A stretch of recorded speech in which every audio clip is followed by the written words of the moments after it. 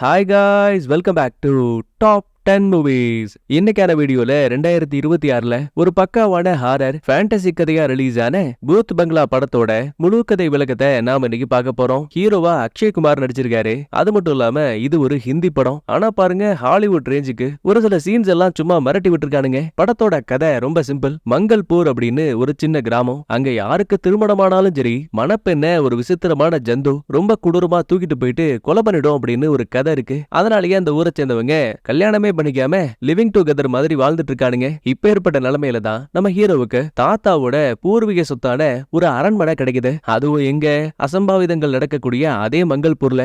ஆஹா, கிடைச்ச அரண்மனை வீட்டை சும்மா விடுவானா?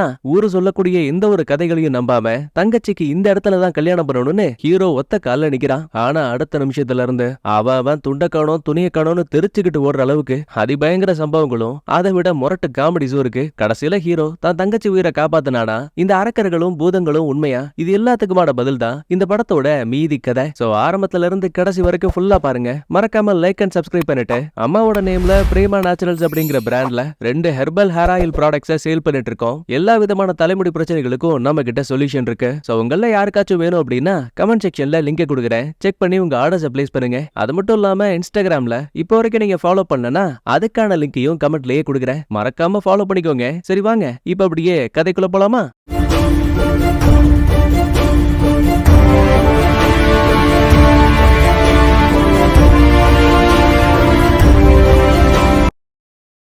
கதை ஆரம்பிக்கக்கூடியது மங்கள்பூரோட ரயில்வே ஸ்டேஷன்ல ஒரு 4 ஸ்டூடெண்ட்ஸ் தான் ஃப்ரெண்டோட கல்யாணத்துக்கு போயிட்டு திரும்ப ஊருக்கு போலாமேன்னு ரயில்வே ஸ்டேஷன் வரும்போது பயங்கரமான மழை. ஸ்டேஷன் மாஸ்டர் கிட்ட 1 மணிக்கு வர வேண்டிய ட்ரெயின் போயிடுச்சான்னு கேட்டா, தம்பி கனமழை பெஞ்சிட்டு இருக்கு, ட்ராக் ஃபுல்லா தண்ணி, சோ எல்லா ட்ரெயினும் லேட்டா தான் வரும். அட இது என்னடா கொடுமையா போச்சுன்னு சுத்தி முத்தி பார்க்கும்போது பக்கத்துலயே ஒரு வயசான ஆளு கேம்ப் ஃபயரை போட்டிருக்காரு. உடனே மொத்த பேரும் அந்த நெருப்பை சுத்தி உட்காந்துக்கிட்டு, ஐயா இந்த மங்கள்பூர்ல ஒரு கதை இருக்காமே, இங்க கல்யாணம் பண்ணிக்கிற யாரா இருந்தாலும் சரி அவங்கள ஒரு கொடூரமான ஜந்து கடத்தி கொண்டு போய் கொலை பண்ணுமாமே, இதெல்லாம் உண்மையா? ஆமா, ஒரு காலத்துல இந்த மங்கள்பூருக்குன்னு ஒரு தனி கதை இருந்துச்சு. இந்த மாதிரி இப்ப அந்த அடையாளம் தெரியாத ஆளு பேச ஆரம்பிக்கிறாரு. மங்கள்பூர்ல கல்யாணத்தை முடிச்சிட்டு மாப்பிள்ளை பொண்ணு வீட்டை சேர்ந்தவங்க ஒரு வேன் எடுத்துக்கிட்டு இந்த ஊரை விட்டே கிளம்ப நினைக்கும் போது அடைச்ச பயங்கரமான காத்தால வழியில மரமெல்லாம் சரிஞ்சு கிடக்குது. ஐயா நாங்க சிட்டிக்குள்ள போயாகணும், வேற ஏதாவது பாதை இருக்கான்னு கேட்டா வேற வழியே இல்ல, மங்கள்பூரோட காடு மட்டும்தான் ஒரே ஆப்ஷன். உடனே மாப்பிள்ளை வீட்டை சேர்ந்தவங்களும், யோ என்னையா வேடிக்கை பார்த்துட்டு இருக்க, பிளைட்டுக்கு டைம் ஆச்சு, வண்டி எடு. சார் உங்களுக்கு புரிய மாட்டேங்குது,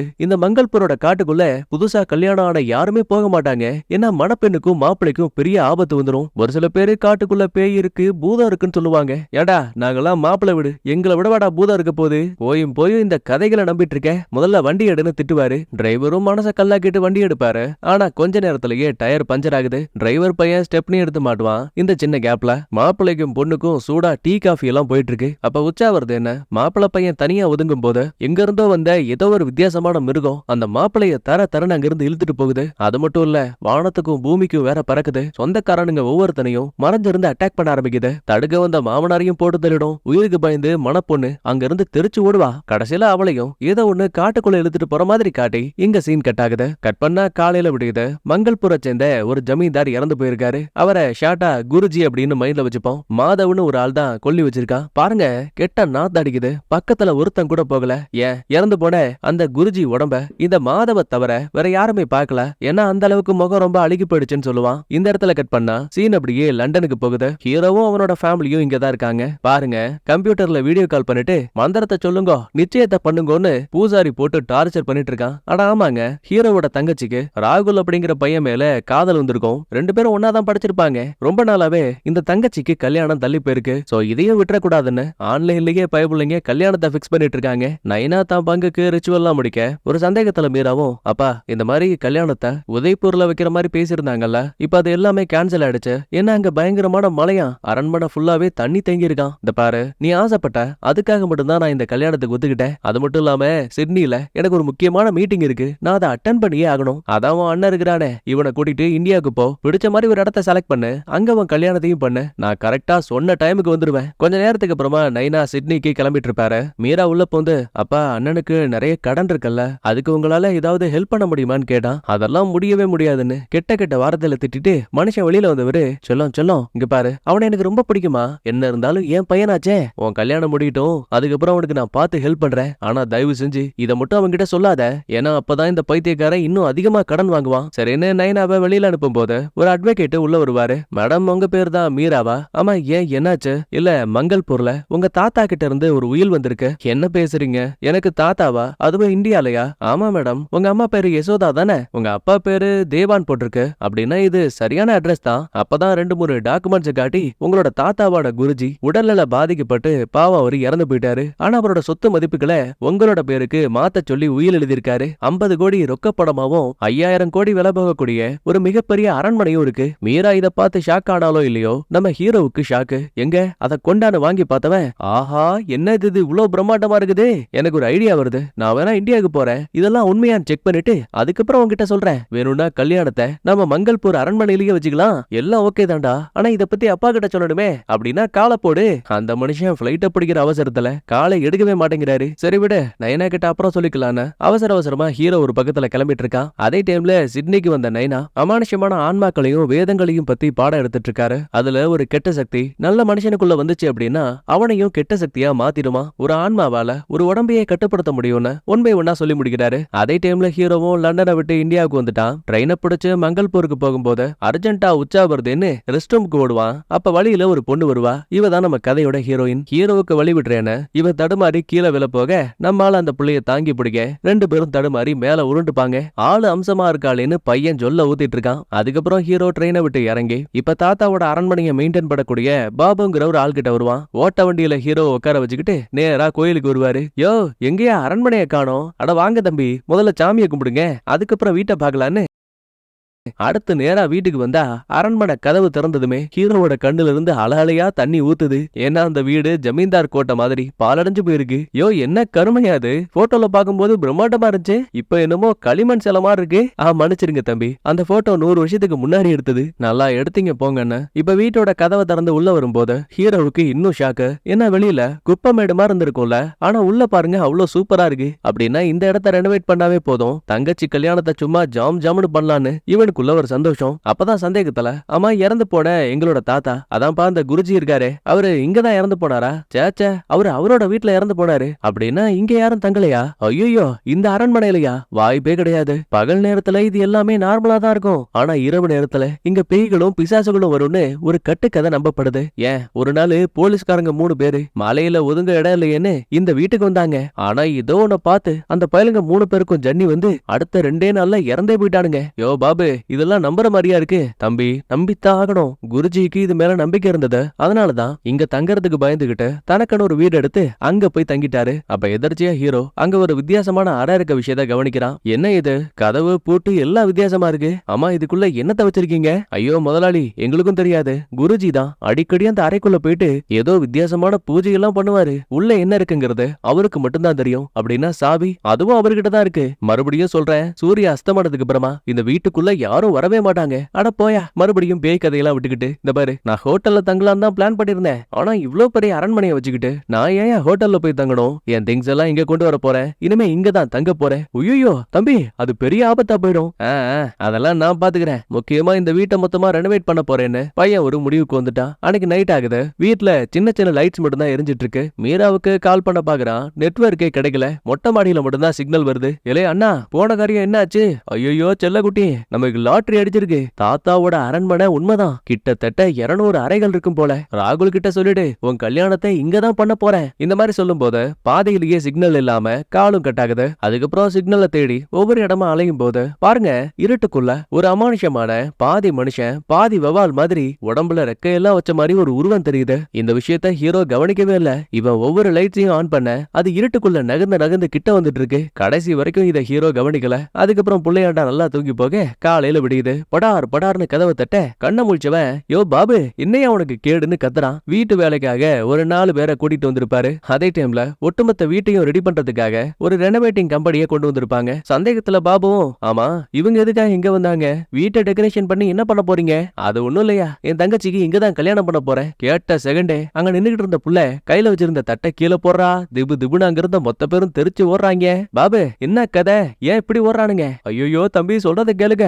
ஏற்கனவே சொல்லிட்டேன், இந்த இடம் ஒரு சபிக்கப்பட்ட இடம். இதுக்கு முன்னாடி 12 பேருக்கு கல்யாணம் ஆச்சு. ஆனா அவங்க எல்லாரையும் ஒரு கொடூரமான ஜந்து தூக்கிட்டு போயிடுச்சு. உடனே கான்ட்ராக்டர் கணேசன் கடுப்பாயிட்டு, பாபு என்ன பூதங்கிற பிசாசுங்கிற, இந்த மாதிரி டெல்லியில இருந்து ஆள நான் இறக்குறேன். கல்யாணத்தன்னைக்கு எவன் பஞ்சாயத்து பண்றான் நான் பாக்குறேன். இல்ல தம்பி, உங்களுக்கு புரிய மாட்டேங்குது, என் கூட வாங்க, இங்க இருக்கக்கூடிய கதைகளை நான் உங்களுக்கு சொல்றேன்னு பூட்டப்பட்ட ஒரு அறைக்குள்ள வந்தவர அங்க இருக்க ஓவியங்களை வச்சு கதையை சொல்ல ஆரம்பிக்கிறாரு. பல 100 ஆண்டுகளுக்கு முன்னாடி அரக்க குலத்தை சேர்ந்த ஒரு பொண்ணு தேவர்களோட வாரிசான ஒரு குட்டி கடவுளை காதலிச்சு கல்யாணம் பண்ணிக்கிட்டாங்க. ஒரு நாள் அந்த அரக்கி கர்ப்பமானா. ஆனா அவனோட குழந்தைய அரக்கர்களும் சரி கடவுள்களும் சரி ஏத்துக்கல. மனித குலத்துல தெய்வ சக்தியோடையும் அரக்க சக்தியோடையும் ஒரு குழந்தை பிறந்தா மிகப்பெரிய ஆபத்து வரும்னு ஒரு சில கடவுள்கள் அரக்கியவும் குழந்தையவும் அழிக்க நினைச்சாங்க. பல துன்பங்களுக்கு ஆளான அரக்கி தான் உயிர் போற கடைசி நிமிஷத்துல குழந்தைய பாதுகாக்கணும்னு இருளின் அரசனான அந்த கர்த்தா கிட்ட ஒப்படைச்சாங்களாம். அதுக்கப்புறம் அந்த கர்த்தாவும் அந்த குழந்தைய மங்கள்வானோட காட்டுக்குள்ள மறைச்சு வளர்க்க ஆரம்பிச்சாங்களாம். காலப்போக்குல அவனுக்கு வசதூரா அப்படின்னு ஒரு கொடூரமான பேரையும் வச்சாங்களாம். காலங்கள் கடந்தோட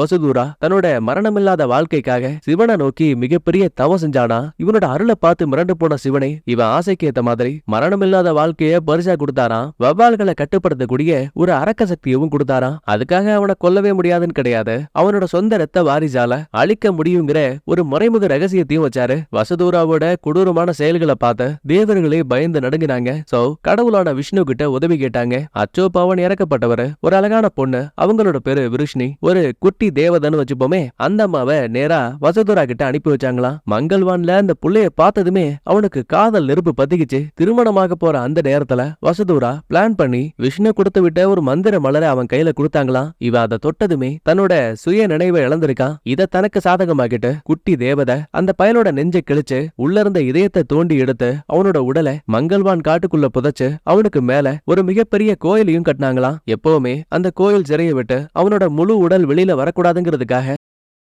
குட்டி தேவதை தன்னையே ஒரு காவல் தெய்வமாவும் மாத்திக்கிட்டாங்களாம். இப்ப புரியுதா உங்களுக்கு? இந்த ஒரு காரணத்தாலதான் அந்த வசதோராவோட உடல் அடைக்கப்பட்டாலும் கூட அவனோட ஆன்மா அடிக்கடி திருமணமாக கூடிய பெண்களை இந்த இடத்துல கொலை பண்ணிட்டு இருக்கு. குழம்பி போன ஹீரோவும், ஏயா கல்யாணமே பண்ணிக்க கூடாதுன்னா எப்படியா புள்ள குட்டி பிறகும் இந்த ஊரு செழிக்கும்? தம்பி, உங்களை கல்யாணமே பண்ணக்கூடாதுன்னு யாரும் சொல்லல. ஒருவேளை உங்களுக்கு திருமணம் ஆகுது அப்படின்னா அது சூரிய அஸ்தமனத்துக்குள்ள நடக்கணும். அது மட்டும் இல்ல, கல்யாணம் ஆனதுமே இருட்டுறதுக்குள்ள இந்த ஊரை விட்டு நீங்க வெளியில போயாகணும். அப்படியும் இல்லையா, கொஞ்ச தூரத்திலேயே கங்கை நதி இருக்கு. அந்த கரையோட மறுபக்கத்துல கல்யாணம் பண்ணீங்கன்னா எந்த தீய சக்தியாலையும் உங்களை காயப்படுத்தவே முடியாது. உங்களுக்கு ஒரு விஷயம் தெரியுமா? இந்த ஊருக்குள்ள இருக்க பாதி பேரு வசுதராவுக்கு பயந்தே கல்யாணம் பண்ணாம லிவிங் டுகெதர்லயே வாழ்ந்துட்டு இருக்கானுங்க. கடைசி வரைக்கும் ஹீரோ நம்புற மாதிரியே இல்ல. கடைசி இவனுங்க இப்படிதான் ஏதாவது ஒண்ணு பண்ணிட்டு இருப்பானுங்க, நீ வேலை ஆரம்பி. அப்படியே இன்னொரு பக்கத்துல நம்ம ஹீரோயின் இருக்காங்க இல்லையா, அவங்க மங்கள்பூரை சேர்ந்த போலீஸ் ஸ்டேஷனுக்கு வந்திருக்காங்க. அதாவது ஓபனிங் சீன்ல ஒரு கல்யாணமான தம்பதி இறந்து போயிருப்பாங்கல்ல, அதுல இருந்த கல்யாண பொண்ணுதான் நம்ம ஹீரோயினோட சொந்த தங்கச்சி. சோ இப்ப அவங்களுக்கு என்ன ஆச்சுன்னு விசாரிக்க வரும்போது போலீஸ் ரொம்ப சிம்பிளா, இந்த பாருங்க, ஏற்கனவே இறந்து போனவங்களோட போஸ்ட்மார்ட்டம் ரிப்போர்ட் இது, ஏற்பட்ட காயங்களை பாத்தீங்களா, இது ஒரு மனுஷன் தாக்கன மாதிரியே இல்ல, ஏதோ மிருகம் மாதிரி இருக்கு. என்னோட கணிப்பு சரியா இருந்தா கரடி, சிங்கம், புலி இதுல ஏதாவது ஒண்ணுதான் அன்னைக்கு நைட்டு உங்க ஃபேமிலியை அட்டாக் பண்ணிருக்கணும். சார், எல்லாமே உங்ககிட்ட யூகமா மட்டும்தான் இருக்கு, பதில்னு ஒண்ணு இல்ல. நான் மாப்பிளையோட அம்மா கிட்ட கூட விசாரிச்சேன், அவங்களுக்கே அங்க என்ன நடந்ததுங்கிறது தெளிவா தெரியல. மேடம், சும்மா சும்மா கேள்வி கேட்காதீங்க, நாங்க கேஸை இன்னும் விசாரிக்கவே இல்ல, முதல்ல இங்க இருந்து போங்க, ஏதாவது தகவல் கிடைச்சா நாங்களே கூப்பிடுறோம்னு திட்டி விட்டுருவானுங்க. கட் பண்ண அடுத்து நம்ம கணேச காட்டுறாங்க. நைட்டு தூங்கலாமேன்னு பெட்ரூமுக்கு போகும்போது ஜன்னலுக்கு வெளியில ஒரு கருப்பு உருவம் அப்படியே ஏர்ல பறந்து போற விஷயத்த கவனிக்கிறான். கண்ணாடியை தேய்ச்சிட்டு மறுபடியும் போட்டு பார்த்தா இப்ப அந்த உருவத்தை காணோம். சரி, நாம தான் ஒழுங்கா பாக்கலையோன்னு மறுபடியும் முன்னாடி பார்த்தா இருட்டுக்குள்ள ரெக்கைகளோட மனுஷன் பாதி மிருகம் பாதின்னு ஒரு ஜந்து ஒண்ணு நிக்குது. ஆத்தாடி ஆத்தான்னு பையன் லைட்ட போடுவான் பாருங்க, அங்க நின்ன உருவத்தை காணோம். அப்ப திடீர்னு பின்னாடி எவனோ ஒருத்தன் கைய வைக்க திரும்பி பார்த்தா நம்ம ஹீரோ. அட பைத்தியக்காரனாயே, இப்படியாடா பயமுறுத்துவ? கூட கூடவே கணேசன் இருட்டுக்குள்ள மறுபடியும் ஏதோ ஒண்ண பாக்குறாரு. சொல்ல போனா இப்ப அந்த விஷயத்த ஹீரோவாலையும் தெளிவா பார்க்க முடியுது. ஐயோ பூதம் வந்துருச்சு பூதம் வந்துருச்சுன்னு கத்துவானுங்க. ஆனா வந்தது பூதம் கிடையாது. ஜெமினி கணேசன் மீசையை வச்சுக்கிட்டு ஒரு குள்ளமணி வருவான். அட வளராம கெட்டவனே, யாரா நீ? யோ மாமா கணேசே, நான் தாயா ஓ மாப்பிள. அட அப்பாவி, நீ எப்படா வந்த? முன்னாடியே வந்துட்ட. உனக்கு கால் பண்ணி பார்த்தேன், போனும் போகல. கதவை தட்டின எவனும் திறக்கவும் இல்ல. அதான் ஜன்னலை உடைச்சுக்கிட்டு உள்ள வந்துட்டேன். வெளியில ஆளுங்க இருக்காங்க, கதவை துறையா. கணேசன் அங்க இருந்து போனதுமே ஹீரோ யாரு என்னன்னு தெரியாம, தம்பி ரொம்ப கலப்பா இருக்கு, கொஞ்சம் டீ கொண்டு வா. எது டீயா? நான் யாருன்னு தெரியுமா? நல்லா தெரியுமே, கிழிஞ்சு போன பனியன்லாம் போட்டிருக்க. கண்டிப்பா நீ இந்த வீட்டோட வேலைக்காரனா தான் இருப்ப. டே குள்ள கத்திரிக்கா, இந்த வீட்டோட ஓனரே நான் தான். இத சொன்னதுக்கு அப்புறமா பயந்து போயிட்டு அவனும் வணக்கத்தை போடுவான். அப்புறம் ராகிணின்னு சொல்லிட்டு ஒரு புள்ளைய இன்ட்ரோ பண்ணுவான். இந்த வீட்ல இனிமே இவங்க தான் சமையலுக்கான வேலையை பாத்துப்பாங்க. ஏய் என்னமோ பண்ணி தொலைங்கயா, ஆனா தயவு செஞ்சு என் தூக்கத்தை கெடுக்காதீங்கன்னு புலம்புறபடியே ஹீரோ அறைக்குள்ள போயிடுவான். காலையில விடியுது. வீட்டை சுத்தம் பண்றதுக்கான வேலையை பார்த்துட்டு இருப்பாங்க. ராகினி ஒரு பக்கத்துல தன்னோட திங்ஸ் எல்லாம் துவைச்சிட்டு இருப்பா. அப்ப அந்த வழியா போன எலக்ட்ரீஷியன் மாப்பிள தெரியாதனமா சேத்து மேல கால வைக்க செருப்புல தண்ணியை ஊத்தி அங்க இருந்த கல்லு மேல செருப்பை தட்டிட்டு இருக்கான். அப்ப கொடுமைக்குன்னு இந்த விஷயத்த நம்ம ஹீரோ பாக்கும்போது என்ன தோணும், பின்னாடி இருந்த கல்லு இவனுக்கு தெரியல. சோ மொட்டையாவே இந்த மாப்பிள பையன் ராகவிய பதம் பாக்குறான் போலன்னு திபு திபுன்னு வேகத்துல ஓடி வந்த ஹீரோ, யோ என்னையா பண்ணிட்டு இருக்க? செருப்பை வச்சு நீ எதுக்கு தட்டின? இப்ப அட தட்டுறதுல என்ன இருக்கு, அது நல்லது தானேன்னு ராகவி வேற சப்போர்ட். இவ சொன்னது செருப்புல மண்ணு பட்டதுக்காக. ஆனா ஹீரோ புரிஞ்சுக்கிறது தப்பான மீனிங்ல. ஏமா நீ எல்லாம் ஒரு பொண்ணா? அவன் தட்டிட்டு இருக்கான், நீ அது நல்லதுங்கிற. ஒரு கட்டத்துல கடுப்பான ஹீரோவும், உன்ன மாதிரி ஆளெல்லாம் வேலைக்கு வச்சல, அந்த செருப்பால என்ன அடிக்கணும், அடி அடின்னு கத்துவான். அவ்வளவுதானே, இந்தா வச்சுக்கன்னு மாப்பிள பையன் ஹீரோவோட கண்ணத்துல ஓங்கி ஒரு அப்பு விடுவான். அடங்க அப்பா மவன, ஒரு பேச்சுக்கு சொன்னா என்னையே அடிச்சிட்டியான்னு ரெண்டு பேரும் மாத்தி மாத்தி அடிச்சுப்பானுங்க. சமாதானம் பண்றதுக்காக கணேச உள்ள வர, என்னப்பா தம்பியாச்சு எதுக்கு சண்டை போறீங்க? காதுக்குள்ள குசு குசுன்னு நடந்த விஷயத்த சொல்ல, அட மானங்கட்ட பயல, ஒரு பொம்பளை பிள்ளைகிட்ட எப்படியா நடந்து பண்ணு? மாப்பிள பயல திட்டி ஜெனரேட்டரை சரி பண்ணுன்னு அனுப்பி வைக்கிறான். கொஞ்ச நேரத்துக்கு அப்புறமா சரி பண்ணிட்டு இவன் சுவிட்ச ஆன் பண்ணதுமே ஏதோ ஒரு காரணத்தால பவர் சப்ளை ரொம்ப அதிகமாகுது. உள்ள அந்த வாட்டர் ஹீட்டர்லாம் இருக்கும்ல, அதோட டெம்பரேச்சர் வேற ரொம்ப ரொம்ப ஹையா போயிட்டு இருக்கு. வெஸ்டர்ன் டாய்லெட்ல இருந்து புகையா பறந்துட்டு இருக்கு. ஆஹா, இத பார்த்தே ஆசையா இருக்குன்னு இந்த பைய வெஸ்டர்ன் டாய்லெட்ல போய் உட்கார, ஏற்கனவே பிரஷர் வேற அதிகமாயிட்டு இருக்கும் போல. படார்னு உட்கார்ந்த வேகத்துக்கு இவன் அப்படியே ஏர்ல அந்த தண்ணி தூக்கி அடிக்குது. சாதா தண்ணி இல்லங்க, சுடு தண்ணி. ஐயோ வெந்து போச்சேன்னு இவன் ஒரு பக்கத்துல தெரிச்சு ஓட, அதே டைம்ல அரண்மனைக்கு நம்ம ஹீரோயின் வந்திருக்காங்க.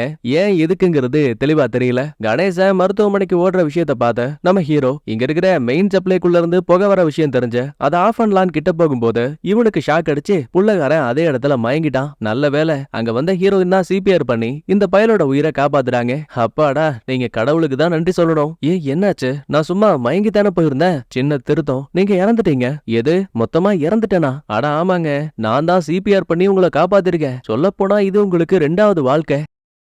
சரி அதை விடுங்க, நான் உங்களை ட்ரெயின்ல காப்பாத்தினல, பரவாயில்லையே, இன்னும் ஞாபகம் இருக்கு. அழகான பொண்ணுங்களை நான் மறக்க மாட்டேன்னு பையன் சொல்ல ஊத்துறான். சரி அதை விடுங்க, நான் இங்க வந்தது என் உயிரை காப்பாத்தினதுக்கு ஒரு நன்றி கூட சொல்லலையே, அதுக்காக தான் வந்தேன். ஆமா, என் வீட்டை எப்படி கண்டுபிடிச்சீங்க? அட மறந்துட்டீங்களா? ட்ரெயின்ல அடிக்கடி நீங்க அரண்மனைக்கு போறேன்னு சொல்லிட்டு இருந்தீங்கல்ல, இந்த ஊருக்குள்ள இருக்க ஒரே அரண்மனை இது மட்டும்தான். அதை வச்சுதான் நான் உங்களை தேடி கண்டுபிடிச்சேன். ஆமா, நீங்க என்ன வேலை பாக்குறீங்க? நான் ஒரு ரைட்டர். வித்தியாசமான இடங்களையும் அமானுஷமான கோயில்களையும் பத்தி நிறைய கதைகளை எழுதிட்டு இருக்கேன். அப்படியா? நல்லதா போச்சு. இந்த ஊருக்குள்ள நிறைய கதைகள் இருக்கு. உங்களுக்கு பிரச்சனை இல்லனா ஒரு 2-3 நாள் தங்கி என் தங்கச்சியோட கல்யாணத்தையும் முடிச்சிட்டு நல்லபடியா போங்க. எது கல்யாணமா? என்னங்க பேசிட்டு இருக்கீங்க? எனக்கு பக்கத்து ஊர்ல ஒரு முக்கியமான வேலை இருக்கு, நான் அங்க கிளம்பணுமே. சரி அப்ப நானே உங்களை டிராப் பண்றேன்னு ஹீரோ பஸ் ஸ்டாப்ல இறக்கி விட, அவ போகிற டைம்ல கூட மறக்காம கல்யாணத்துக்கு வந்துருங்க, உங்களுக்காக நான் காத்திருப்பேன்னு கண்ணீர் விடாத குறையா கதறிக்கிட்டு இருக்கான். அன்னைக்கு நைட்டு மாப்பிள பையன் நல்லா தூங்கிட்டு இருக்கும் போது இவன் காலை பிடிச்சு ஏதோ ஒண்ணு படார்னு இழுகுது. சுத்தி முத்தி பாக்குறான், எதுவும் காணோம். சரி ஒருவேளை கற்பனையா இருக்கும் போலன்னு மறுபடியும் தூங்குனா மறுபடியும் அவன் காலை ஏதோ ஒண்ணு இழுகுது. ஏய் எவன்டா இந்த டைம்ல கண்ணாமூச்சி ஆறுதுன்னு கத்துறான். அப்படியே இன்னொரு பக்கத்துல நம்ம ஹீரோவுக்கும் கணேசனுக்கும் ஏதோ வித்தியாசமான பேய் பாட்டு கேக்குது. சரின்னு சவுண்ட ஃபாலோ பண்ணிக்கிட்டே மாப்பிள ரூம்க்கு வரும்போது அந்த பயல பாருங்க, பேய் அடிச்ச மாதிரி உட்கார்ந்துருக்கான். எல்லா லைட்டையும் போட்டு வச்சிருக்கான். சரின்னு தோல் மேல கைய வைக்கும் போது அவன் பயத்துல கணேசனை அப்பிட்டான். உடனே ஹீரோ இவனுக்கு ஒரு அப்ப விட்டுட்டு, ஏடா நைட் நேரத்துல என்னடா அவனுக்கு பேய் பாட்டு? எப்பா நான் தூங்கிட்டு இருக்கும் போது நைட்டு ஏதோ ஒண்ணு என் காலை பிடிச்சு இழுத்துதுப்பா, சத்தியமா சொல்றேன் இந்த வீட்டுக்குள்ள ஏதோ ஒண்ணு இருக்குது. ஹீரோ பக்கத்துல சரக்கு பாட்டில் இருக்க விஷயத்த பார்த்து, குடிகார நாய நல்லா குடிச்சுப்புட்டு காலை பிடிச்சு இழுக்குது கைய பிடிச்சு இழுக்குதுன்னு கதை வரியா,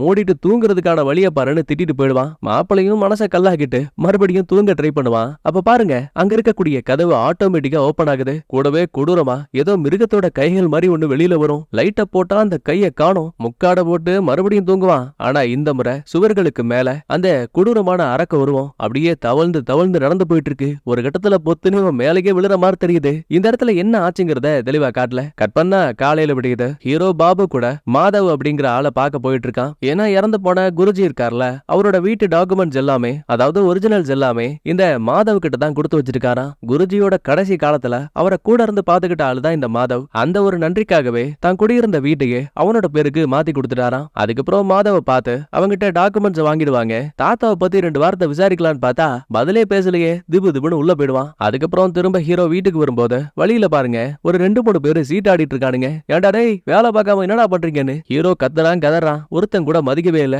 உடனே கணேசன் கிட்ட இந்த விஷயத்த சொன்னா அங்க உட்கார்ந்து இருந்த பயலுங்களை இப்ப காணோம். சரி இங்கதான் எப்படின்னு பார்த்தா உள்ள ஒருத்தன் தூங்கிட்டு இருப்பாங்க. அவனை கை காட்டி பாரியா ஆளு வேலை பார்க்க மாட்டான்னு சொன்னா எக்ஸாக்டா அந்த தூங்கக்கூடிய ஆளை நம்ம ஹீரோவால மட்டும் தான் பார்க்க முடியுது, கணேசனால பார்க்க முடியல. இது என்னடா வம்பா போச்சுன்னு ஹீரோவுக்கு குழப்பம் அதிகமாகுது. ஒருவேளை நம்மால இறந்து போயிருப்பான்ல, திரும்ப ஹீரோயின் தான் சிபிஆர் பண்ணி உயிரை காப்பாத்திருப்பாங்க.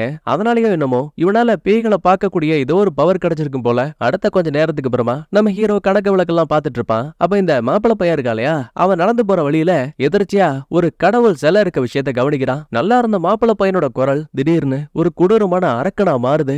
என் வழியில நிக்காத, வழியை விட்டு விலகுன. திரும்ப திரும்ப அந்த சாமி கிட்ட பேசினபடியே இவன் கைய அந்த பக்கமும் இந்த பக்கமும் ஆட்டிட்டு இருக்கான். எதர்ச்சியா ஹீரோ இதை கவனிக்க என்ன அவன் தனியா கையை நீட்டி விளையாடிட்டு இருக்கான்னு கிட்ட வந்து பார்த்தா அப்ப இந்த கடவுள் சிலையெல்லாம் கிளீன் பண்றதுக்காக ராகினி புள்ள கரெக்டா உள்ள வந்துட்டா. அவளோட முந்தானையும் விலகிடும். கரெக்டா அதுக்கும் இந்த மாப்பிள பையன் பண்றதுக்கும் மேட்ச் ஆக, அட பொம்பளை சோக்கு என்னடா வேலை பார்த்துட்டு இருக்க, சமையல்காரிய சமயம் பார்த்து சம்பவம் பண்ணலான்னு பாக்குறியான்னு ஆடி அடி நடிக்கிறான். கணேசா என்னாச்சு ஏதாச்சுன்னு கேட்க, மாப்பிள பையனை பாருங்களேன், யோ நான் என்னையா பண்ணேன், நான் எதுக்கே முதல்ல இங்க நின்ன, எனக்கு எதுவுமே ஞாபகம் இல்லங்கிறான். இருந்தாலும் சமாதானப்படுத்தி எப்படியோ அனுப்பி வச்சிருவாங்க.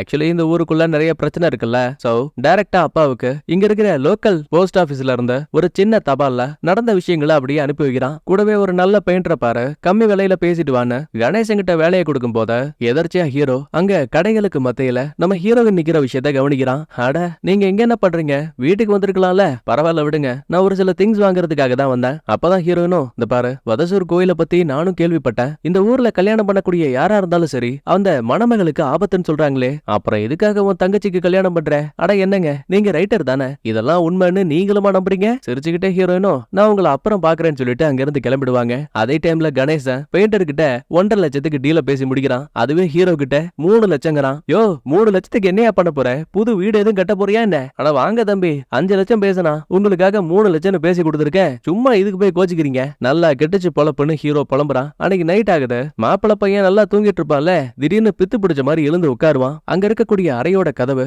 ஆட்டோமேட்டிக்கா ஓபன் ஆகுது. கூடவே அந்த வதசூரான் சொல்லப்படக்கூடிய அரக்கனோட உருவமும் தெரியுது. தலைவரே நான் உங்களுக்காக என்ன சேவை செய்யணும்னு திரும்ப திரும்ப அதையே சொல்லிட்டு அந்த அரக்கனை வணங்கிட்டு இருப்பான். கட் பண்ண அடுத்து ஹீரோவை காட்டுறாங்க.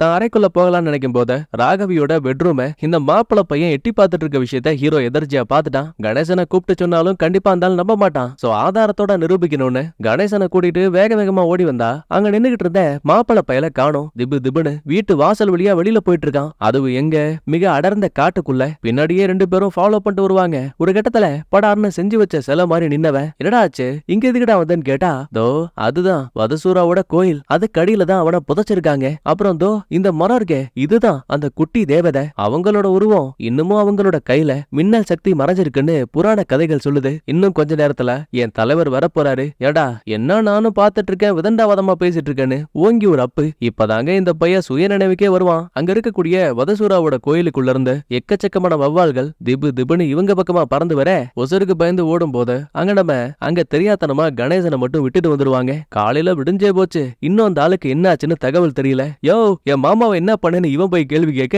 எடா தீவட்டி தலையா உன்னை தேடிதாண்டா நாங்க காட்டுக்குள்ள வந்தோம், நீ எதுக்குடா அங்க போனன்னு ஹீரோ திரும்ப கேள்வி கேட்பான். எதே நான் போனா இந்த பாரு நான் தூங்கலான்னு என் பெட்ரூமுக்கு போனேன், அது வரைக்கும் எனக்கு ஞாபகம் இருக்கு, அதுக்கப்புறம் என்ன ஆச்சுன்னு எனக்கு ஞாபகமே இல்ல. அப்ப நான் சொல்றேன் இந்த பாரு நீ தூங்கலான்னு பெட்ரூம்குள்ள போனியா, அதுக்கப்புறம் இந்த ராகினி மேல இருந்த வெறியால அவ பெட்ரூம் அடி எட்டி பார்த்தேன், அட ஆமா என் பெட்ரூமோட கதவு ஆட்டோமேட்டிக்கா ஓபன் ஆச்சு, அதுக்கு காரணம் இந்த பையதானா, ஐயோ இல்லவே இல்லைன்னு சத்தியம் பண்ணுவான். அதே டைம்ல வெளியில ஒரு போலீஸ் வண்டி வருத, உள்ள உள்ள இருந்து நம்மளோட கணேசன் இறங்குவாரு. நைட்டு நடந்த சம்பவத்தால பித்து பிடிச்ச மாதிரி மனுஷன் ரோட்ல சுத்தி இருக்காரு. போலீஸ் தான் காப்பாத்தி கொண்டு வந்திருக்காங்க. மானங்கட்ட மாப்பிள பையா, நடந்த எல்லாத்துக்கும் நீதாண்டா காரணம்னு ஒருத்தனுக்கு ஒருத்த மாத்தி மாத்தி சண்டை போட்டுப்பாங்க. அப்ப ஹீரோ தூக்கி வீசின ஒரு சொம்பு கரெக்டா கணேசன் மேல பட்டு அந்த மனுஷன் படாருன்னு வாங்கிட்டாப்ல. அதுக்கப்புறம் ஹீரோ இங்க இருந்த நேரா ஹீரோனை பார்க்க வருவான். ரெண்டு பேரும் எதர்ச்சியா பேசிட்டு இருக்கும்போது, ஏப்பா ஒருவேளை அவளுக்கு ஆபத்து வந்தா நீ என்ன பண்ணுவ?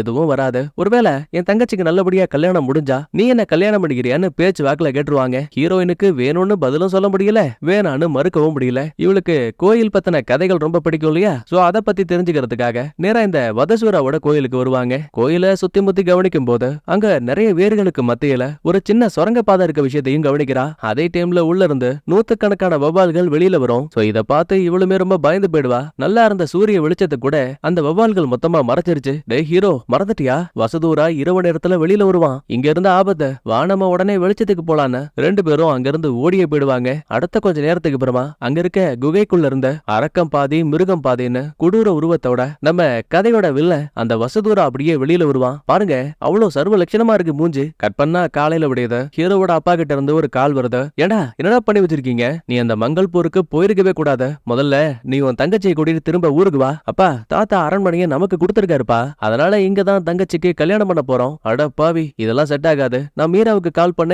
ஏன் எடுக்கல? அவர் ராகுல் ஃபேமிலி கூட ஃபிளைட்ல வந்துட்டு இருப்பா. இல்ல தம்பி, இதெல்லாம் வேலைக்கு ஆகாது. பக்கத்துல இருக்க கோகுல ஆசிரமத்துக்கு போ. அங்க இருக்க மகாமுனிய பார்த்து என்னோட பேரை சொல்லு. அப்பா பேச்ச மீற முடியாம மகாமுனிய வந்து பார்க்கும்போது அந்த மனுஷன் ஒரு பெரிய குண்டை தூக்கி போடுவாரு. நீ நினைக்கிற மாதிரி நீ கேட்ட அந்த வசதூராவோட கதைகள் எதுவுமே கதைகள் கிடையாது, உண்மை. பல நூறு ஆண்டுகளாவே ஒரு தீய சக்தி மங்கள்புர சுத்தி வாழ்ந்துட்டு இருக்கு. 36,000 பௌர்ணமிக்குள்ள வசதூராவை யாராவது எழுப்பல அப்படின்னா நிரந்தரமா அவனால எப்பவுமே உயிர் தள்ள முடியாது. ஆனா நீ சொல்றத வச்சு மட்டுமே என்னால ஒரு முடிவுக்கு வர முடியாது. அதனால என்னோட சீட ராமனவன் கூட அனுப்பி வைக்கிறேன். முதல்ல வீட்டுல ஏதாவது தப்பா இருக்கான்னு அவ சக்திகளை வச்சு கண்டுபிடிப்பான். அதுக்கப்புறம் என்ன பண்றதுங்கிறத நான் உனக்கு சொல்றேன். அடுத்த நேரா வீட்டுக்கு வந்த ராம வீட்டோட 4 மூலையில இருந்தும் மண்பிடிய அள்ளி இந்த துணியில கட்டி கொண்டு வாங்கன்னு ராகினி கிட்ட கொடுக்குறான். அப்புறம் கையில 2 மந்திர குச்சிகளை எடுத்துக்கிட்டு வீட்டோட ஒவ்வொரு திசையை நோக்கி நடக்கும் போது கரெக்டா அந்த குருஜி பூட்டி வச்சிருக்கக்கூடிய ஒரு வித்தியாசமான அறை இருக்கும் இல்லையா? அந்த கதவு கிட்ட போனதுமே கலகலன்னு மணியோட சத்தம் அதிகமாகுது. ஆமா, இந்த அறைக்குள்ள என்ன இருக்கு? இதோட சாவி எங்க? மன்னிச்சிருங்க,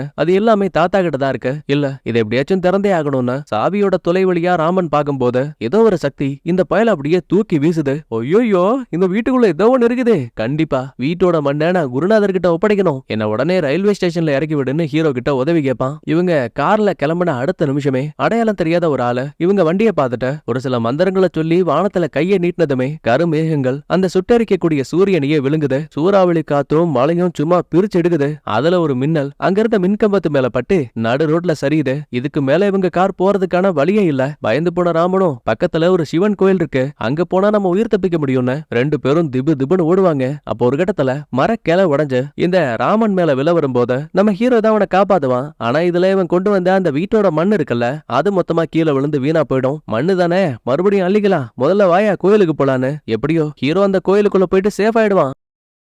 பின்னாடியே ராமனும் உள்ள வரலான்னு பார்க்கும்போது பக்கத்துல இருந்த ஒரு வீட்டோட மேற்கூரை இரும்பு தகரத்தால செஞ்சிருப்பாங்க. அது படார்னு காத்தோட வேகத்துக்கு பிரிஞ்சு வந்து பிளேடு மாதிரி இந்த ராமனோட தலையவே துண்டா வெட்டி சோழிய முடிச்சிருச்சு. இவ்ளோ நாளா இங்க நடந்த எதுவுமே உண்மை இல்ல, கதைகள்லாம் வெறும் கட்டுக்கதைன்னு நம்பிட்டு இருந்த ஹீரோ இந்த சம்பவத்தை பார்த்ததுக்கு அப்புறமா இது எல்லாம் உண்மைங்கிற விஷயத்த புரிஞ்சுக்கிறான். நேரம் போக போலீஸோட உதவியால நம்ம ஹீரோ நேரா வீட்டுக்கு வந்துட்டான். அவங்க ரொம்ப சிம்பிளா, இந்த பாருங்க, சூறாவளி காத்து வீசும் போது இந்த மாதிரி ஒரு சில இறப்புகள் நடக்கிறதெல்லாம் ரொம்ப சகஜம், நாங்க இதை பாத்துக்கிறோம்னு சொல்லிட்டு போலீஸ் அங்க இருந்து கிளம்பிட்டாரு. ஒரு கோவத்தோட வீட்டுக்கு வந்த ஹீரோ எப்படியாச்சும் அங்க இருக்க ரகசிய அறை கதவை திறக்கணும்னு சுத்தியல் எடுத்து பூட்டை உடைக்க ஆரம்பிக்கிறான். ஆனா இவன் கையில இருந்த சுத்தியல் தான் பறந்து போய் கீழே விழுது. கூடவே இப்பதாங்க ஹீரோவுக்கு முன்னாடி அந்த கருப்பு அரக்க மறுபடியும் வந்து நிப்பான். தப்பிக்கலாம் ட்ரை பண்ணும் போது ஒவ்வொரு இடத்துலயும் மறைஞ்சு மறைஞ்சு ஹீரோவை அடிக்க ஆரம்பிக்குது. இவனோட முதுகுல வேற நகங்களை வச்சு கிழிச்சு விட்டுருச்சு. வீட்டுல இருந்த ஒட்டுமொத்த பவரும் கட் ஆயிடுச்சு. சோ தான் உயிரை காப்பாத்திக்கிறதுக்காக இவங்கிட்ட பட்டன் போன் இருக்கும், அதோட டார்ச் ஆன் பண்ணுவான். ஏன்னா மகாமணி சொல்லிருப்பார்ல, இருள் தான் அதோட சக்தின்னு. அதனாலதான் வெளிச்சத்தை ஆயுதமா பயன்படுத்துவான். கிடைக்கிற சின்ன கேப்ல எல்லாம் தப்பிச்சு ஒரு வழியா வீட்டுக்கு வெளியில வரும்போது மறுபடியும் இருட்ட சாதகமா வச்சு அந்த அரக்கன் ஹீரோவோட கழுத்தை நெரிச்சு கொல்ல பாக்குறான். கிட்டத்தட்ட எல்லாம் முடிய போற நேரத்துல ஹீரோ தன்னோட கார் சாவிய பாக்கெட்ல வச்சிருப்பான். ரிமோட் ஆன் பண்ணதுமே அதுல இருந்து வெளிவந்த கார் வெளிச்சத்தால அரக்கனோட உருவம் டக்குன்னு மறைஞ்சு போயிடும். உசுரை காப்பாத்திக்கணும்னு நைட்டு ஃபுல்லா காருக்குள்ளேயே லைட்டை போட்டுட்டு புள்ளையாண்டா அங்கேயே தூங்கிட்டான். காலையில விடியுது. கணேசன் கதவை தட்டி, யோ என்னையா எங்க தூங்கிட்டு இருக்க? ஆமா, நைட்டு ஃபுல்லா நீ எங்க போன? இந்த பாரு, எனக்கு என்னமோ சந்தேகமா பயமா இருக்கு, இந்த வீட்டுக்குள்ள ஏதோ ஒண்ணு தப்பா இருக்குதியா. ஆனா ஹீரோ நடந்த எதை பத்தியும் வெளிப்படையா சொல்லவே இல்ல. நேரா தான் அப்பாவுக்கு கால் பண்ணி, அப்பா நீங்க சொன்னது உண்மைதான்ப்பா, இந்த வீட்டுக்குள்ள ஏதோ ஒண்ணு அமானுஷமா இருக்கு, தங்கச்சியோட கல்யாணத்தை இங்க நடத்தவே கூடாது. சரி அப்படின்னா ராகுல் மீரா கிட்ட இந்த விஷயத்தை பத்தி உடனே சொல்ல, நானும் மங்கள்பூருக்கு ட்ரெயின்ல தான் வந்துட்டு இருக்கேன்னு சொல்லிட்டு நைனா கட் பண்ணிடுவாரு. ஆனா கொடுமை என்னன்னா ஹீரோ கால் பண்ணி பேசுறதுக்குள்ளேயே மீரா அப்புறம் ராகுலோட ஃபேமிலி இங்க வந்துட்டாங்க. உண்மையை சொல்ல போனா இந்த பயலுங்க சாஸ்திரம் சம்பிரதாயங்களை பார்க்கக்கூடிய ஒரு ஆளுங்க. ஏதாவது வேண்டா வெறுப்பா பேசிட்டோன்னு வைங்களேன், மீராவோட வாழ்க்கை தான் கெட்டு போகும். அதனாலயே வேற வழி இல்லாம கல்யாணத்தை நடத்தலாம்னு ஓரளவுக்கு பேசி சமாளிக்கிறான். அதுக்கப்புறம் நைனாவை ரயில்வே ஸ்டேஷன்ல பிக்கப் பண்ணிட்டு மறுபடியும் மகாமுனிய பார்க்க வருவாங்க. அவர் ஒரு விஷயத்த சொல்லுவாரு, இந்த பாரு என்னோட சீடன் ராம இறந்து போறதெல்லாம் ஓகே தான், ஆனா பொதுவா இந்த வசதூரா பல 100 ஆண்டுகளா அடைக்கப்பட்டிருக்கான். அவனுக்கு இவ்வளவு சக்திகள் இருக்கிறதுக்கான வாய்ப்பு குறைவு. அதையும் தாண்டி ஒரு ஆளை கொல்ற அளவுக்கு அவனுக்கு பவர் கிடைச்சிருக்கு அப்படின்னா யாரோ ஒருத்தர் வேணும்னே அவனை வெளிக்கொண்டு வர பாக்குறாங்க. அப்புறம் இன்னொன்னு, நீ ஆசைப்பட்ட மாதிரி உன் தங்கச்சி மீராவுக்கு அந்த அரண்மனையிலேயே கல்யாணம் பண்ணிக்கோ. ஆனா ஒண்ணு, பகல் 12 மணிக்குள்ள இந்த கல்யாணம் நடக்கணும். அது மட்டும் இல்ல, சூரிய அஸ்தமனத்துக்குள்ள உன் தங்கச்சியை கூட்டிட்டு கங்கை நதியை நீங்க கடந்தாகணும். அதை விட முக்கியமானது, உங்க வீட்டுக்குள்ள பூட்டப்பட்ட அரவணை இருக்கு இல்லையா, அதோட சாவியை நீ கண்டுபிடிக்கணும். அதுக்குள்ள என்ன இருக்குன்னு தெரிஞ்சா வதசூராவை அழிக்கிறதுக்கு அது உதவியா இருக்கும். கடைசி காலத்துல குருஜி கூட இருந்த ஆள் யாரு, இந்த மாதவ் பையன் மட்டும்தான். சோ அவங்கிட்ட வந்து நேரா சாவியை பத்தி கேட்டா, சாவியும் இல்ல ஒண்ணும் இல்ல, இங்க இருந்து போடாங்கிறான். யோ அப்பாரு மேலதான் எங்கேயாவது ஒளிச்சு வச்சிருப்பாரு, அதை தேடி பார்த்துட்டு போறேன்னு சொன்னா ஹீரோவை தள்ளி விட்டுட்டு கதவை சாத்துவான். பதிலுக்கு ஹீரோ கடுப்பாயிட்டு கதவையெல்லாம் உடைச்சுக்கிட்டு உள்ள வந்தவன், சாவியை கொடுக்க உனக்கு என்னடா பிரச்சனை, 2 பேருக்கு இடையில சண்டை ஆரம்பிக்குது. அட்டி அடின்னு அடிச்சுப்பானுங்க. ஒரு கட்டத்துக்கு மேல இந்த மாதவ் பையல அடிச்சு போட்டு அவன் காலை உடைச்சே விட்டுருவான். அப்பதான் ஒரு குரல், என் பையன் மேல இருந்து கையை எடுன்னு. எவன்டான்னு பார்த்தா கையில கண்ணோட இறந்து போனதா சொன்ன இந்த குருஜி இருக்கான் பாத்தீங்களா, அவன் வந்து நிக்கிறாங்க. சத்தம் கேட்டு உள்ள வந்த ஹீரோவோட அப்பாவும் இதை பார்த்து மிரண்டு போயிடுவாரு. குருஜி நீங்க இன்னும் சாகலையான்னு கேட்பான். அது உனக்கு தேவையில்லாதது, எனக்கு என் பையன் தான் முக்கியம், இங்க இருந்து கிளம்புறீங்களா, உங்களை சுட்டு கொல்லவான்னு மிரட்டுவாரு. அரண்டு போன 2 பேரும் திபு திபுன்னு வீட்டுக்கு வந்ததுமே மகாமுனியை கூப்பிட்டு ஒரு மீட்டிங் போடுவானுங்க. அப்பா உண்மையை சொல்லுங்கப்பா, அவரு உன்னோட அப்பா தானே, அப்புறம் எதுக்கியா நீ அவரை பார்த்து குருஜின்னு சொன்ன, ஊர் மக்கள் கிட்ட எதுக்காக இறந்து போனதா போய் சொல்லணும், மாதவ் எதுக்காக அவரு தன்னோட பையன் சொல்றாரு, மன்னிச்சிருப்பா இந்த கதையை நான் உங்ககிட்ட முன்னாடியே சொல்லிருக்கணும்னு ஒரு பிளாஷ்பேக் ஒன்னு ஓபன் ஆகுது. இளமை பருவத்துல மாதவ் அப்புறம் ஹீரோவோட அப்பா இவங்க 2 பேருமே குருஜி கிட்ட சீடர்களா இருந்திருக்காங்க. சாஷ்டாங்கமான மந்திரங்களையும் போதனைகளையும் கத்துக்கிறதா இவங்களோட வேலையா இருந்திருக்கு. அப்ப அதே ஊருக்கு நடனம் கத்துக்க வந்த யசோதாங்கிற ஒரு பொண்ணு மேல எதர்ச்சியா நைனாவுக்கு காதல் வருது. பதிலுக்கு அவங்களும் காதல் துண்டு சீட்டை தூக்கி போட அது நிலத்தரு மாதிரி உள்ள உட்கார்ந்திருந்த மாதவோட கையில மாடிக்குச்சு. ஆஹா அப்படின்னா யசோதாவுக்கு நம்மளதான் பிடிக்குது போல, தன்னை காதலிக்கிறாங்க போலன்னு இவனாவே ஒரு தப்பு கணக்கு போட்டுப்பான். ஒரு நாள் குருஜி இவங்க கத்துக்க வேண்டிய மந்திரங்கள் எல்லாம் சொல்லி கொடுத்ததுக்கு அப்புறமா ஹீரோவையும் மாதவியும் அங்க இருக்கிற ஒரு ரகசிய அறைக்குள்ள கூட்டிட்டு போவாரு. இங்க பாருங்கப்பா, இந்த இடத்தை பத்தி யாருக்கும் தெரியாத வசதூரான்னு சொல்லப்படக்கூடிய ஒரு கொடூரமான அரக்க காடுகளுக்குள்ள வாழ்ந்துட்டு இருக்கான். சிறை வைக்கப்பட்ட அவன் நிரந்தரமா அந்த சிறையை விட்டு வெளியில வரக்கூடாதுங்கிறதுக்காக தோ இந்த எந்திரத்துல சிவனோட மந்திரங்களை உருவாக்கி வச்சிருக்கோம். காலையில இருந்து மாலை வரைக்கும் தினமும் இந்த மந்திரங்களை ஆன் பண்ணி விடணும். அப்பதான் அந்த வசுதராவோட சக்திகள் அதிகமாகும். ஒருவேளை இதே மந்திரங்களை பின்னோக்கி படிக்கும் போது வசுதராவோட சக்திகள் அதிகமாகும். ஏன் ஒரு நாள் இல்ல ஒரு நாள் அவன் உயிர் தளறதுக்கான வாய்ப்பு அதிகம். அவங்கிட்ட எந்த ஆசைகளை கேட்டாலும் சரி அதை அப்படியே பண்ணி கொடுப்பான். ஆனா பிரச்சனை என்னன்னா நாம அதுக்கப்புறம் அவனோட அடிமைகளா மாறிடுவோம். இதுக்கப்புறம் என்னோட அடுத்த வாரிசுகளா நீங்க தான் இது எல்லாத்தையும் பாத்துக்கணும். ஒரு பக்கம் யசோதா கையில மோதிரத்தை மாட்டி விட்டு நாம 2 பேரும் கல்யாணம் பண்ணிக்கலான்னு ஹீரோவோட அப்பா கிட்ட ப்ரொபோஸே பண்ணிடுவாங்க. அது மட்டும் கிடையாது, மங்கள்பூர்ல மிகப்பெரிய திருவிழான்னு சொல்லிட்டு ஒரு நாடகத்தை நடத்துறாங்க. அதுல குட்டி தேவதையா நம்ம யசோதா நடிப்பாங்க. வசதூராங்கிற அரக்கனோட கெட்டப்ல இந்த மாதவ நடிக்க சொல்லுவாங்க. மேலதாளங்களை வாசிக்க கூடியது நைனா. நாடகம் என்னமோ நல்லபடியா முடிவுக்கு வரும். அப்ப தெரியாதனமா யசோதா கீழே விழ போகும்போது நைனா உள்ள புந்து அந்த அம்மாவை தாங்கி பிடிச்சிருவாரு. அதோட விட்டா பரவாயில்லையே, இந்த குருஜியே உள்ள போந்து என்னோட சீடனும் யசோதாவும் புது வாழ்க்கை அதாவது கல்யாணம் பண்ணிக்க போறாங்கன்னு மக்கள் மத்தியில அறிமுகப்படுத்துவாரு. இத மாதவால ஏத்துக்கவே முடியல. இவனுக்குள்ள பயங்கரமான கோவம். ஏதோ ஒரு நினைப்புல நேரா இந்த நைனாவோட சீக்ரெட் ரூம் இருக்கு இல்லையா, அதுக்குள்ள போயிடுவான். இரவு நேரத்துல மந்திரங்கள் ஓதக்கூடிய சத்தம் இந்த குருஜிக்கு கேட்க ஆரம்பிக்குது. என்னன்னு புரியாம கதவை திறக்கும் போது நேரா பாடக்கூடிய மந்திரங்கள் இருக்குல்ல, அது எல்லாத்தையும் ரிவர்ஸ்ல மாத்தி விட்டு இந்த மாதவ பையன் பின்னோக்கி பாட வச்சிருக்காங்க. சுவர்களை பார்த்து திரும்பி இருக்கவன, மகனே என்னடாச்சு, இதுகடா அப்படிலாம் பண்றேன்னு கேட்டா அவன் திரும்பின வேகத்துக்கு மூஞ்சியை பாக்குறதுக்கு அரக்கனை போல இருக்கு. அப்பா என்ன மன்னிச்சிருங்கப்பா, எனக்கு யசோதா தேவை, அவ இல்லாம என்னால வாழ முடியாது. அதனாலதான் வசதுராவை எழுப்பி அவங்கிட்ட என்னோட வரங்களை கேட்க போறேன். அட முட்டாள், இதை நீ பண்ண வேண்டிய அவசியம் கிடையாது. உனக்கு என்ன அந்த யசோதா தான் வேணும்ல, நான் அதை எப்படியாவது பண்ணி கொடுக்குறேன். ஆனா ஒண்ணு, இனிமே இந்த தப்பான வேலையை மட்டும் பார்க்காதுன்னு காலில் விழுந்து கெஞ்சுவாரு. அடுத்த நாள் காலையில சீடனுக்கு போதனைகள் எல்லாம் கொடுத்ததுக்கு அப்புறமா, ஏடா குருவுக்கு நீ தானமா என்ன கொடுப்பேன்னு கேட்பாங்க. அட என்ன எப்படி கேட்டீங்க, என்ன கேட்டாலும் கொடுப்பேன். சரி அப்படின்னா யசோதாவை விட்டு கூட. குருவே என்ன பேசிட்டு இருக்கீங்க, டே டேய் நிலைமைய புரிஞ்சுக்கோடா, மாதவுக்கு யசோதாவை பிடிச்சிருக்கு, அவன் கல்யாணம் பண்ணிக்க ஆசைப்படுறான், மறந்துட்டியா? எனக்கு நீ என்ன கேட்டாலும் கொடுப்பேன்னு சொல்லிருக்க, ஒருவேளை நீ மறுத்தா உன் வாழ்க்கையவே சபிச்சு விட்டுருவேன். பொதுவா குரு சொல்லக்கூடிய சாபங்கள் ஜென்ம ஜென்மத்துக்கும் நீடிக்குங்கிறது ஒரு வரலாறு. அதனாலேயே பயந்துகிட்டு தன்னோட காதலையே வேணான்னு துச்சமா தூக்கி எறிஞ்சிருவான். அன்னைக்கு நைட் ஆகுது, யசோதா அழுதுட்டு இருக்காங்க. குருஜி ஒண்ணுமே தெரியாத மாதிரி என்னமாச்சுன்னு கேட்டா, ஐயா நீங்க நினைக்கிற மாதிரி அந்த நைனா நல்லவன் கிடையாது,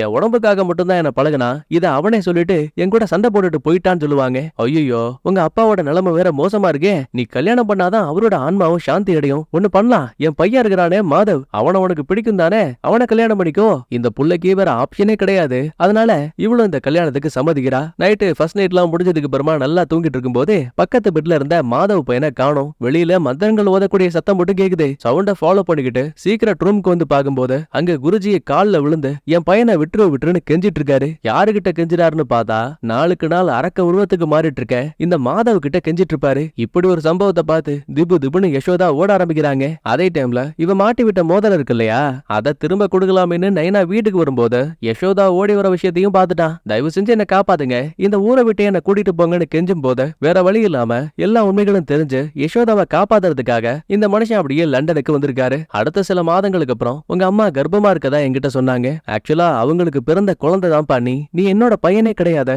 அடுத்து யசோதாவை நான் கல்யாணம் பண்ணிக்கிட்டேன், அவளுக்கும் எனக்கும் பிறந்தவங்க தான் மீரா. இந்த உண்மையை கேட்டு ஹீரோ அப்படியே திகச்சு போயிடுவான். இந்த பாருங்கப்பா, என்கிட்ட ரகசியங்களை மறைச்சிருந்தாலும் கூட நீங்க எப்பவும் என்னோட அப்பா தான். அதுக்கப்புறம் கல்யாணத்துக்கு முன்னாடி நாள் பயங்கரமா டான்ஸ் எல்லாம் ஆடி என்ஜாய் பண்ணிட்டு இருப்பாங்க. அப்ப ராகுல் வீட்டு சைடுல யார கேட்டு கல்யாணத்தை பகலுக்கு மாத்துறீங்கன்னு சண்டை போடுவாங்க. இந்த பாரு என்ற பூசாரி சொல்லிருக்காரு, இரவு நேரத்துலதான் கல்யாணம் நடக்கணும்னு, இதுக்கு நீங்க ஒத்துக்கல நாங்க இந்த கல்யாணத்தை நடத்த மாட்டோம்னு விதண்டாவாதமா சண்டை போடுவாங்க. வேற வழி இல்லைன்னு புரிஞ்சுக்கிட்டு தங்கச்சியோட வாழ்க்கைக்காக ஹீரோ ரிஸ்க் எடுக்க சம்மதிக்கிறான். கவலைப்படாதீங்கப்பா, எப்பாடப்பட்டாலும் சரி தங்கச்சியோட உயிரை ஏன் உயிரை கொடுத்தாச்சும் காப்பாத்துவேன். தான் பங்குக்கு மகாமுனியும் பந்திரங்களை ஓதி வதசூரா இந்த வீட்டுக்குள்ள வர முடியாத மாதிரி தடுக்க பாக்குறாரு. நேரமும் போக அன்னைக்கான திருமணம் முடியுது. சேஃப்டிக்காக வீட்டுக்குள்ள எல்லா லைட்ஸுமே ஆன்ல தான் இருக்கும். ஆனா ஏற்கனவே பேயோட கட்டுப்பாட்டுக்குள்ள இருக்க மாப்பிள்ள இருக்கா இல்லையா, அவன் ஒரு சுத்தியில கொண்டு போயிட்டு ஜெனரேட்டர் ரூமையே அடிச்சு உடைச்சிட்டாங்க.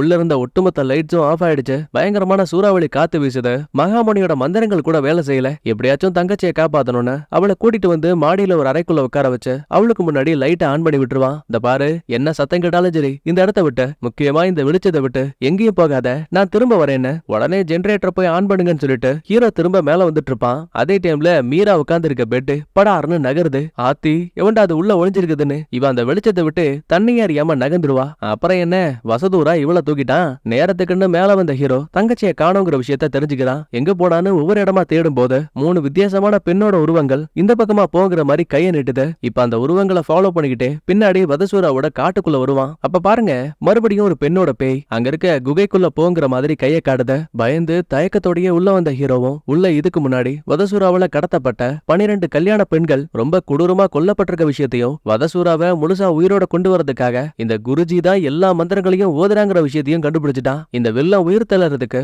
இதுதான் கடைசி பலி. ஹீரோவோட தங்கச்சி இங்கதான் இருக்கா, கடைசியில அவளை கத்திய வச்சு குத்தலான்னு அந்த அரக்கனான வதசூரா கிட்ட வரும்போது ஹீரோ சும்மா இருப்பானா, திபு திபுன்னு ஓடி வந்து கழுத்தாம்பாட்டிலேயே ஒரு எத்து கீழே விழுந்த அரக்கனை ஒரு கட்டையை வச்சு அடிக்கலான்னு பார்த்தா அவன் ஆயிரக்கணக்கான வவ்வாலா மாறி அங்கிருந்து பறந்து போயிடுவான். இங்க நடக்கக்கூடிய இந்த பஞ்சாயத்துக்கு மத்தியில நம்ம மகாமணி கஷ்டப்பட்டு மந்திரங்களை ஓதி பூட்டப்பட்ட அந்த ரகசிய அறை இருக்கு இல்லையா, அதோட லாக்க உடைச்சிடுவாரு. உள்ள வந்தவங்க அங்க இருக்க மிஷினை சரி பண்ணிட்டு இருக்காங்க. இந்த பக்கத்துல அரக்கனை எதிர்த்து ஹீரோவால சண்டை போட்டு ஜெயிக்க முடியாது. சோ வானத்துக்கும் பூமிக்கும் அரக்கன் ஹீரோவை தூக்கி வீசுது. அப்ப கையில ஒரு ஈட்டி மாட்டோம் குறி வச்சு கரெக்டா அரக்கம் பக்கமா வீசும்போது ஒரு பக்க ரெக்கையை குத்தி கிழிக்குது. இது மூலமா அரக்கம் பறக்க முடியாம தடுமாறி கீழே விழுந்துருவான். ஆனா சண்டையோட முடிவுல நம்ம ஹீரோ அப்படியே சுருண்ட அங்கேயே மயங்கி போடுவான். இந்த பக்கத்துல குருஜியோட மந்திரத்தால மகா கடவுளான இருளோட அரசனான அந்த கர்த்தா அரக்க உருவத்துல அப்படியே வெளியில வருவான். சிறைப்பட்டு கிடக்கக்கூடிய வதசூராவுக்கு இவன் தான் திரும்ப உயிரை கொடுக்க போறான். ஆனா இதை செய்யணும்னா இவங்க அந்த 13வது பலியை கொடுத்தாகணும். கிட்டத்தட்ட எல்லாம் முடிய போதும்னு நினைக்கும் போது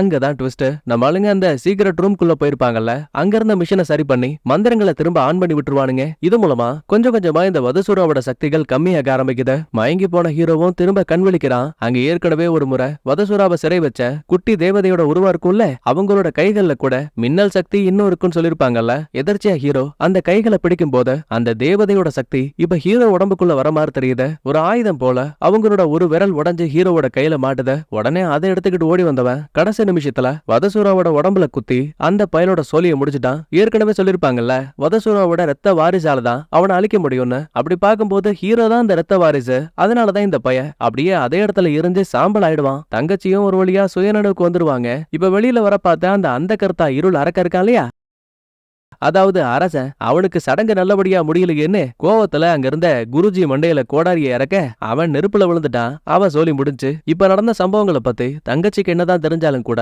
இதை யாருக்கிட்டையும் சொல்லக்கூடாதுன்னு ஒரு ப்ராமிஸும் வாங்கிப்பான். ஒரு வழியா பிரச்சனை முடிஞ்சாச்சு.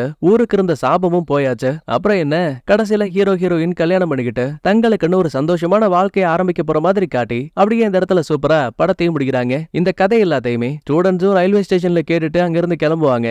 அப்பதாங்க இத சொன்ன ஆள் யாருங்கிறதே காட்டுவாங்க. வேற யாரும் கிடையாது, அரக்கர்கள் மேல நம்பிக்கையே இல்லாம இருந்தவன் அத கண்கூடா பார்த்ததாலேயோ என்னமோ இப்ப கடவுள் மேல அதிகமான பக்தியை வச்சிருக்க மாதிரி காட்டி இந்த ஒரு சீனோடயே இந்த படமும் முடிவுக்கு வருது. ஆக்சுவலி கடைசியில இருக்க 2-3 சீன்ஸை மட்டும் நான் மாத்தி தான் பேசியிருக்கேன். சோ யாரும் கன்ஃபியூஸ் பண்ணிக்க வேணாம். சரி, நான் சொன்ன இந்த கதை உங்களுக்கு பிடிச்சிருக்குன்னா லைக் பண்ணுங்க, உங்க ஃப்ரெண்ட்ஸ் அண்ட் ஃபேமிலிக்கு ஷேர் பண்ணுங்க. நான் உங்களை அடுத்த வீடியோல பாக்குறேன். Bye bye, thank you, love you all.